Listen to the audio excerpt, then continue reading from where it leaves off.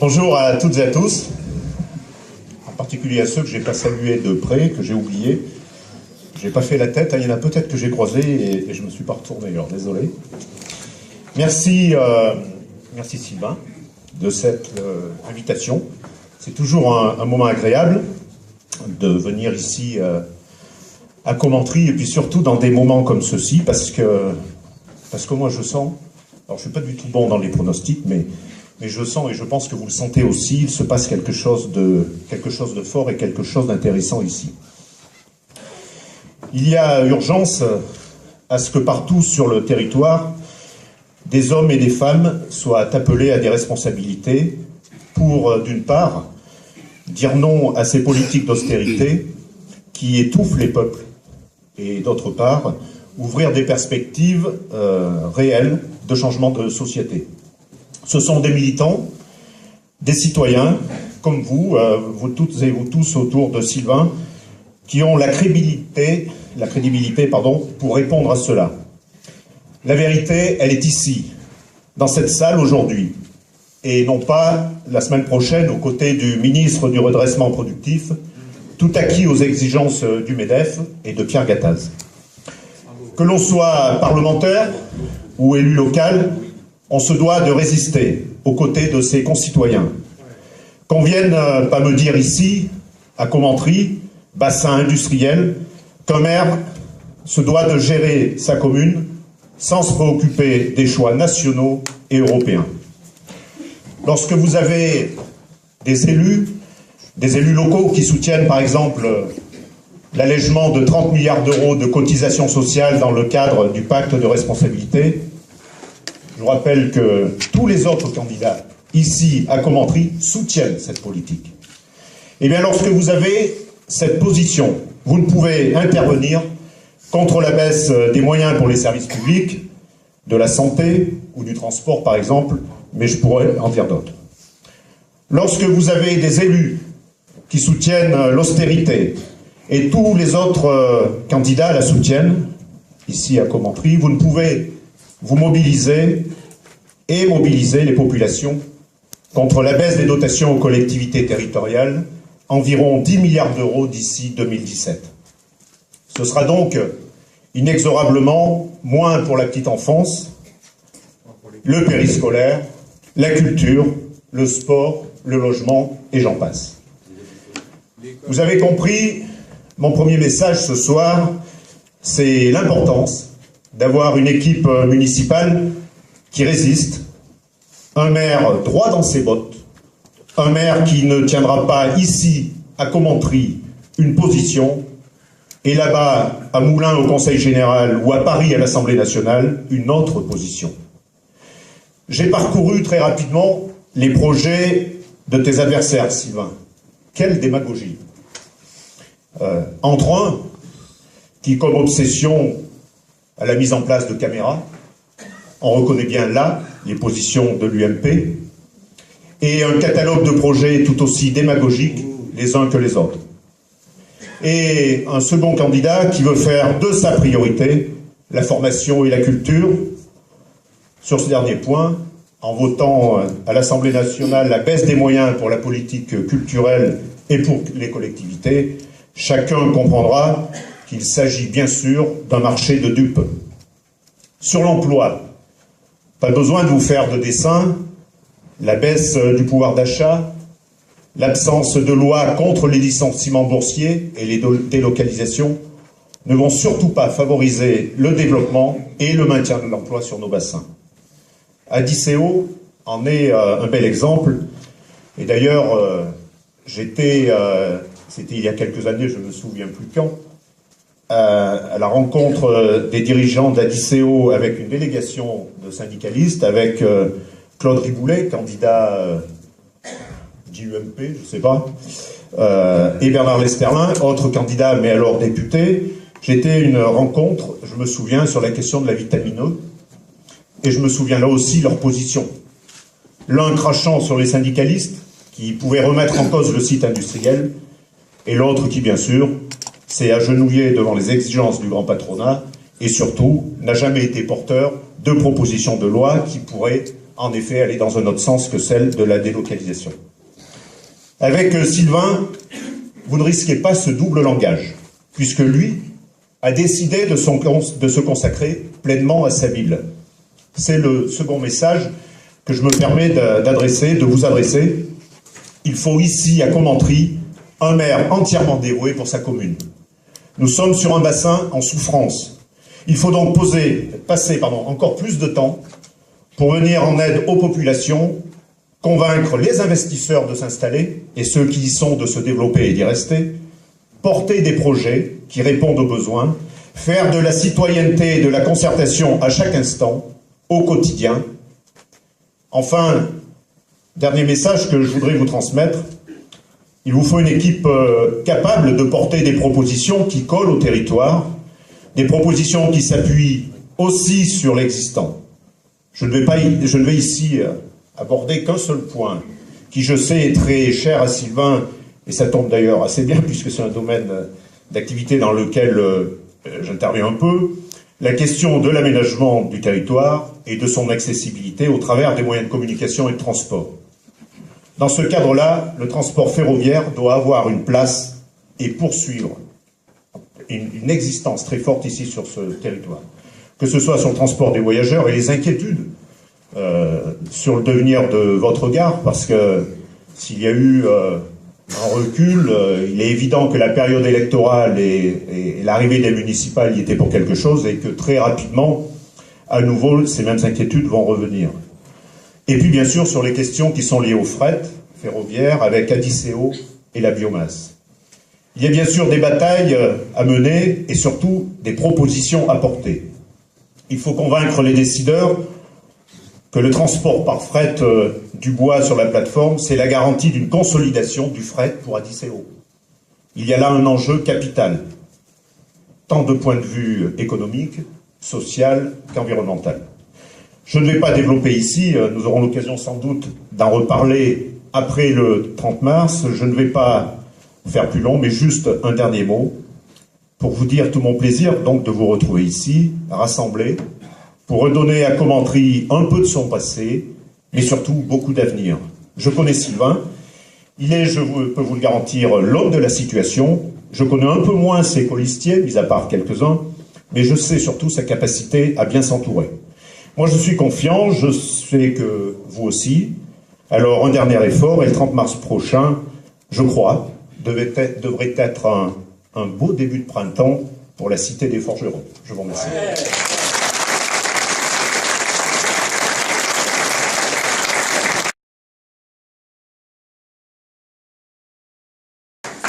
Bonjour à tous et à tous, merci à toutes et à tous, merci à Sylvain et à son équipe de m'avoir invité. Comme Luc, c'est un réel plaisir de venir à Commentry. J'y suis venue souvent pour les campagnes de la législative, du Conseil général aussi, et puis ce matin, et on est bien sur le marché à Commentry, on sent effectivement quelque chose qui se passe en ce moment. La première chose que je voudrais vous dire, c'est que nous sommes dans des élections municipales, et que nous devons être fiers en France d'avoir 36 000 communes. Alors je le dis, voyez-vous, parce que le prochain maire de Commentry, comme tous les maires de France, devra se battre, bec et ongles, comme je le fais au Sénat, pour dire à chaque projet de loi, oui, nous sommes pour que les communes continuent d'exister. Or, vous le savez, les communes, on baisse leur capacité financière, moins 4,5 milliards et encore beaucoup plus d'ici 2020, et puis on baisse leurs compétences possibles en leur disant, et d'ailleurs c'est le mode d'élection qui va être nouveau pour vous cette année, vous allez élire au suffrage universel vos conseillers communautaires qui ne sont plus des délégués. C'est très important parce qu'on fait tranquillement élire des conseillers communautaires au suffrage universel. La communauté de communes va pouvoir lève déjà l'impôt. Et il y a, vous voyez, un glissement tranquille mais sûr vers une intercommunalité. Et de plus en plus, nous le voyons dans les projets de loi, on nous incite fortement à transférer toutes nos compétences. Donc, je dis, les communes, c'est très bien, doivent être fières de ce qu'elles sont. On nous a dit, en France, vous êtes des ringards, vous avez beaucoup trop de communes, etc. Eh bien, je dis non, c'est de la citoyenneté. Ce sont des équipes, des hommes et des femmes qui s'engagent, comme ici à Commentry, Ce sont des citoyens ordinaires, comme ici à Commentry ton équipe Sylvain, qui ne sont pas avides de gloire et de pouvoir, mais soucieux de l'intérêt général et de faire du lien social et de faire vivre la démocratie. Eh bien, voyez-vous, tout ça, c'est une immense chance pour la France et nous devons le conserver. Comme vous le savez, j'ai voté contre le cumul des mandats.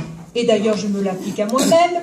Dès 2014, j'estime que c'est normal. Voyez-vous, je suis maire de Lignerolles, et bien j'ai décidé de continuer ma mission de sénatrice et d'abandonner et de confier à d'autres, donc plus jeunes, et une autre équipe, mais dans le prolongement de ce que nous faisons, et je ne serai donc pas maire de Lignerolles. Eh bien, je pense que cette règle devrait s'appliquer dès 2014. Quant à l'Assemblée nationale, en militant contre le cumul, pourquoi vouloir se mettre en situation de cumul aujourd'hui, alors que cette loi est déjà votée? Vous savez qu'au Sénat, les sénateurs, ils ont dit c'est pour tous les autres, mais pas pour nous. Enfin bon, ça c'est les sénateurs de droite et une partie des sénateurs du Parti socialiste. Mais en tout état de cause, cette loi a été votée.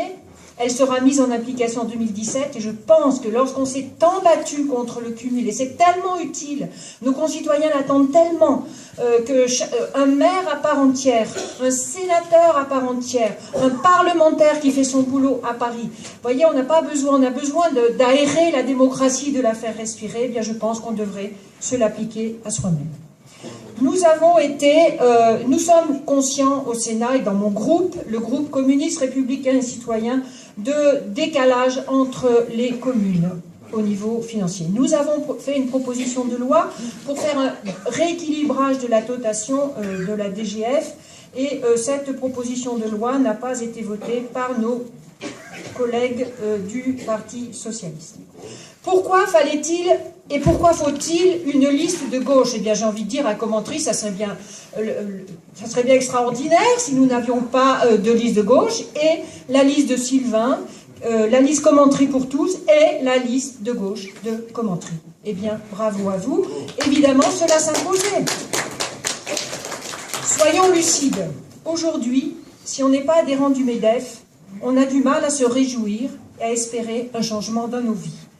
Donc il nous fallait bien, ici à Commentry, un conseil municipal de gauche qui, comme l'a dit Luc, va essayer de protéger, d'être attentif, de corriger, d'essayer d'agir contre l'austérité autant qu'il le peut dans son rôle et dans ses missions.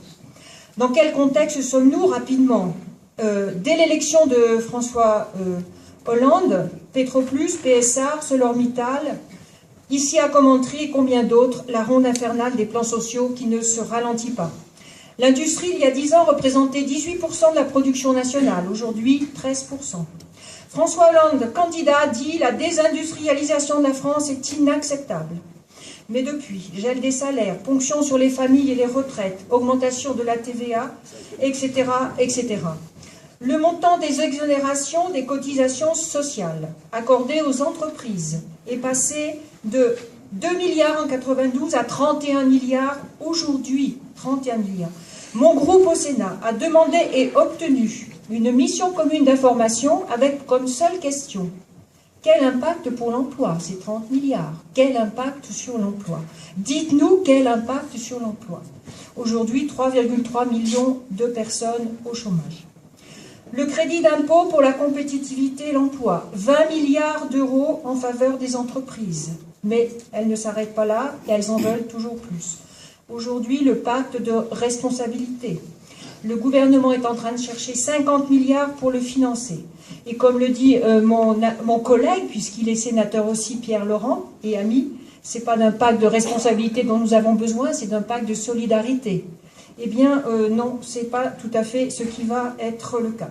Le gouvernement, à notre avis, prend une très lourde responsabilité. Le sujet n'est pas seulement l'absence de contrepartie dont on a beaucoup parlé dans la presse, mais c'est parce que ce pacte est d'essence libérale et que cette politique libérale a fait la preuve de son échec. Elle fait la preuve de son échec tous les jours, elle le fera aujourd'hui, elle le fera demain. Et qui va payer? Eh bien, il faut réduire les dépenses, ce sera donc l'éducation nationale, la santé, les services publics, la sécurité, etc. Le 14 juin 2013, le gouvernement a fait voter une loi qui était bien mal nommée, certains la connaissent bien, sécurisation, les salariés la connaissent bien, sécurisation de l'emploi, issu d'un soi-disant accord interprofessionnel qui a été signé en janvier 2013. C'est le gouvernement actuel dont je vous raconte l'histoire. Ce n'est pas le gouvernement précédent sous Sarkozy, hein, c'est bien là en ce moment. Une attaque sans précédent contre le Code du travail. Mais dans le même temps, nous avons proposé, nous, une loi qui s'appelle loi d'amnistie sociale. Qu'est-ce que c'était que cette loi? Eh bien, nous voulions protéger, vous savez, les salariés qui ont commis l'horrible crime de se mobiliser contre la violence sociale et patronale. Ceux qui manifestent, vous savez, ils sont tout de suite, ce sont pas des revendications, ils sont en situation de délit. Eh bien, cette proposition de loi que nous avons faite a été enterrée par la majorité actuelle de l'Assemblée nationale. Je veux encore ici donner quelques chiffres, si vous me le permettez, sans être trop long. La non-imposition de l'ISF, l'impôt sur la fortune, au titre de l'assurance vie, coûte 1,3 milliard d'euros de recettes fiscales. Et ça, c'est, vous voyez ce que je vous dis, c'est petite chose. Si on renationalisait, comme je le demande à travers, je suis l'auteur d'une proposition de loi, les autoroutes, eh bien, on gagnerait 1,5 milliard d'euros par an. Voilà, on les a bradées, nos autoroutes. Et au lieu de se dépêcher de faire sortir les Bermudes et Jersey de la liste française des paradis fiscaux, le gouvernement, à mon avis, aurait quand même pu mener une politique plus audacieuse pour récupérer l'argent des évadés fiscales. Mon ami Éric Bocquet, qui est sénateur du Nord, était le rapporteur d'une commission d'enquête au Sénat sur les évasions fiscales. Nous avons fait des propositions au gouvernement. Il s'agit quand même de quelques 60 milliards d'euros et peut-être sans doute plus, puisque, comme vous le savez, M. Cahuzac n'a pas su dire combien il avait ailleurs. Voilà dans quel contexte nous sommes et voilà pourquoi c'est si utile d'avoir un conseil municipal de gauche. Quelques points rapides que j'ai lus dans votre programme. Sur la santé, nous avons besoin d'un hôpital public fort pour cela. Pour aider, nous avons demandé à Marisol Touraine un moratoire sur arrêtons de supprimer des lits, arrêtons de supprimer des hôpitaux, arrêtons de fermer des petites structures, arrêtons la fusion des hôpitaux, arrêtons les convergences entre le public et le privé. Vous avez déjà vu, lorsqu'on fait soi-disant converger, que c'est toujours au détriment du public, comme ça l'a été à Montluçon, et d'ailleurs bien organisé par le maire UMP de cette ville. Et ça nous retombe ici à Commentry, bien évidemment, puisque nous dépendons de cet hôpital. Donc nous avons demandé à Marisol Touraine, qui avait fait la même demande en 2011 au gouvernement Sarkozy. Elle avait demandé un moratoire. Et bien là, curieusement, en 2014, c'était plus le sujet. Elle nous a répondu que c'était pas du tout d'actualité et donc elle a fait voter contre cette proposition de moratoire qui disait stop, on arrête tout et on regarde et on discute. Donc ça ne sera pas le cas et ça continue, la casse de l'hôpital public. Sur l'urbanisme, je veux dire un mot puisque j'étais sur la loi logement-urbanisme qui a été discutée âprement au Sénat et à l'Assemblée nationale et où il y a quand même des grands bouleversements. Le PLU sera intercommunal mais avec une minorité de blocage. Je pense que c'est tout à fait intéressant pour vous ici. Comme on l'a discuté ce matin avec quelques-uns d'entre vous, une complémentarité entre le rural et l'urbain et Commentry, donc, et les villes plus rurales. Et tout ça peut s'organiser s'il y a une bonne politique de discussion au sein de cette communauté de communes. Alors, oui, il est question fortement dans cette loi de densifier. On en parle beaucoup et vous avez raison de vous opposer à la construction d'un lotissement à l'extérieur de la ville. Il faut concentrer et les habitants et les commerces, les renforcer, mais aussi les services publics à leur disposition. Si on éloigne des familles à l'extérieur de la ville, c'est compliqué pour elles. Qu'est-ce qu'elles vont faire? Elles vont prendre leur voiture, c'est cher, prendre la voiture, ça dégage du CO2 aussi, c'est polluant. Et puis les enfants ne peuvent pas aller à l'école seuls, et puis pour commercer c'est plus compliqué. Et puis on évapore les commerces du centre-ville, et du coup on a des villes avec un centre-ville qui est complètement désertifié, qui est malade, et puis des lotissements très loin où la vie, où le lien social est plus compliqué à organiser. Donc je pense que vous avez bien raison d'agir et de dire fortement votre proposition sur l'urbanisme, elle va dans le bon sens. Et d'ailleurs, je l'ai entendu, ce que veut faire la droite ici locale, eh bien ça ne sera pas accepté par la préfecture, parce que la préfecture, elle va suivre la loi aujourd'hui qui dit stop. Et en plus, c'est très cher parce qu'il faut emmener les réseaux, il faut que le facteur y aille, etc. Donc tout ça, c'est cher pour tout le monde. Et puis, c'est pas du bien vivre, il vaut mieux concentrer, commencer à dynamiser nos centres-bourgs et nos centres-villes. Pour la transition énergétique, j'ai vu que vous en avez parlé aussi, donc c'est une bonne chose. Vous savez que le Conseil général fait un grand projet là-dessus, et il a raison, et il est intéressant de travailler, moi je l'ai moi-même fait, avec les 3 comités d'agglomération pour essayer d'aider les familles à isoler leur maison et donc à dépenser moins d'énergie. Enfin, le dernier point, pour ne pas être trop long, je vais vous parler PPP. Une bonne idée. Alors, PPP, ça veut dire quoi? C'est curieux comme nom, hein. Ça veut dire partenariat public-privé. Alors déjà, vous voyez, quand on fait un partenariat entre le public et le privé, on se dit, il y a quelque chose qui va... Comment ça va marcher? En fait, moi, j'appelle ça une bombe à retardement. Ce type de contrat a fleuri durant le quinquennat de l'ancien président de la République. Aujourd'hui, le gouvernement en place, s'il a ralenti le rythme des signatures, ne l'a pas pour autant abandonné. Tout au plus, y a-t-il un léger mieux dans la transparence financière? En effet, depuis le 1er janvier 2011, la dette des PPP est assimilée à un endettement. Parce que des maires ont fait des PPP pour extraire de leur dette. Et comme ça, ils pouvaient se prévaloir d'avoir une dette minorée. Non, maintenant, c'est donc remis dans la dette globale de la collectivité. J'ai déjà pris position avec mon groupe à plusieurs reprises et avec de nombreuses personnalités de gauche contre ces types de contrats qui sont des vrais pièges, au motif que ces dispositifs sont trop onéreux pour les collectivités et trop favorables aux entreprises, notamment du bâtiment et du travaux publics. Nous l'avons vu à Montluçon d'ailleurs avec la cité administrative, mais vous le voyez bien avec votre piscine. Avec un peu de recul, les critiques affluent maintenant et de tous les bords. La Cour des comptes, dans son rapport de février 2014, critique fermement les faiblesses des PPP. Par exemple, sur l'hôpital, et pour cause, donc il y a un hôpital, centre hospitalier sud francilien, donc dans le sud de Paris. On a construit un énorme hôpital, et bien figurez-vous que cet hôpital ne fonctionne pas et qu'il a été mis en faillite. Voilà, l'inspection des finances constate en effet de graves défaillances de tous les bords, à la fois juridiques, techniques, etc. Et donc cet hôpital n'a pas est en grande difficulté parce qu'il y a eu PPP. Alors ici, je sais qu'il y a beaucoup de... Sylvain va en parler. Je rappelle que les élus qui font ce choix pour s'affranchir des contraintes budgétaires prennent des risques, et c'est ce qu'a fait cette mairie ici, en investissant au-delà de ce que les ressources leur permettent, et que le système des PPP, en apparence vertueux, dissimule de véritables bombes à retardement. Et c'est ce que vous allez sans doute connaître dès que vous serez élu. La première des marches que vous aurez à faire, c'est sans doute bien nettoyer un petit peu tout ça. Les PPP conduisent à long terme à des opérations financières toxiques au détriment des collectivités, ça sera le cas ici, des générations futures, car en général c'est sur du très long terme. Il est donc très important d'avoir une position claire sur les PPP, c'est ce que vous avez fait dans votre campagne et vous avez fait bien fait, parce qu'on ne peut pas jouer avec l'argent public.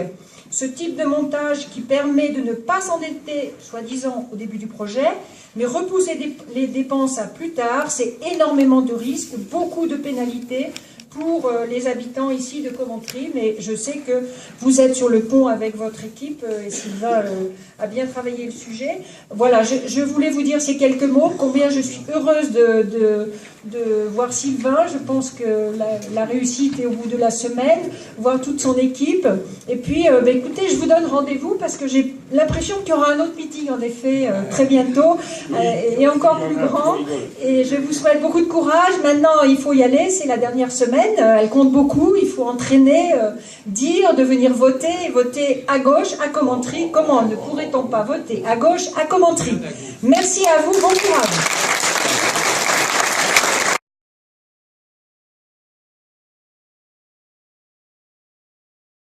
Merci.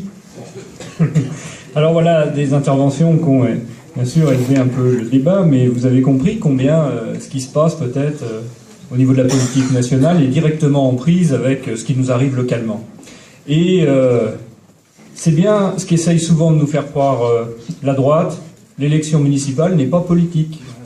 Et je me rappelle d'ailleurs d'un ancien adjoint de droite démissionnaire depuis, comme d'autres, qui me disait « mais arrêtez avec votre politique, les trottoirs, Ils sont ni de droite ni de gauche. Et je lui répondais, eh bien, votez donc à gauche. Et oui, parce que, comme vous l'avez compris, bien sûr qu'il y a affaire de politique derrière tout ça. On en a eu un exemple avec le PPP de la piscine. La logique libérale nous amène tout droit vers le PPP. Qui a emmené tout droit vers le PPP en 2008-2009? Claude Riboulet. Non. Le candidat de droite, UDI, libéral, il nous l'a conduit, le conseil municipal. J'y étais. Alors, comme il me l'a fait remarquer, je ne siégeais pas, mais j'étais dans l'Assemblée. Moi, j'étais dans l'Assemblée. Et j'étais souvent davantage là que ses propres colistiers qui, eux, devaient siéger, n'étaient pas là. Donc j'ai bien vu ce qui s'était passé.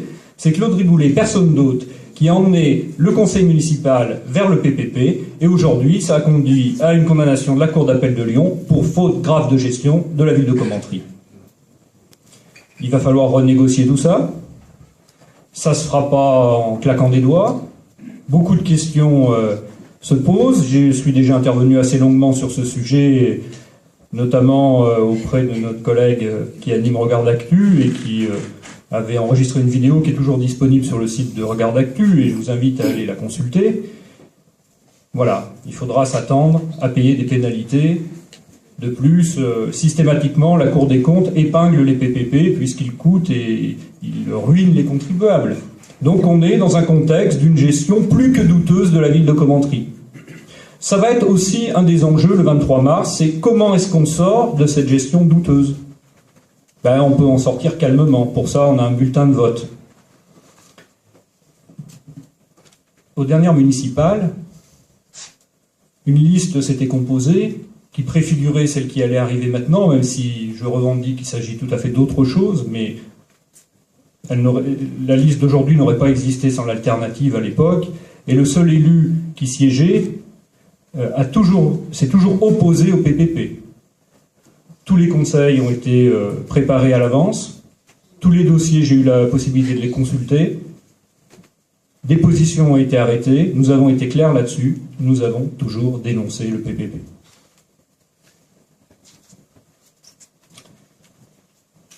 Si on revient, on va faire un petit peu d'histoire, on va remonter aux dernières municipales. Rappelez-vous que la gauche était partie divisée. Vous vous rappelez aussi les résultats, ça a permis à la droite de rester en place. On sait où on en est maintenant. Les gens n'avaient pas apprécié, les électeurs commentriens n'avaient pas apprécié cette division. C'est la raison pour laquelle, il y a un an de là, à l'initiative du Front de gauche, je suis rentré en contact avec les camarades socialistes pour leur demander de faire une liste commune. Commune, oui, mais pas n'importe quel prix.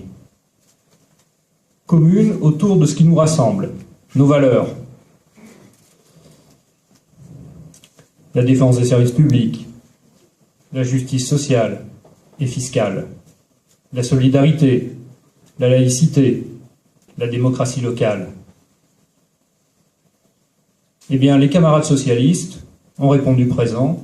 Ils sont aujourd'hui unis avec nous derrière la liste Commentry pour tous.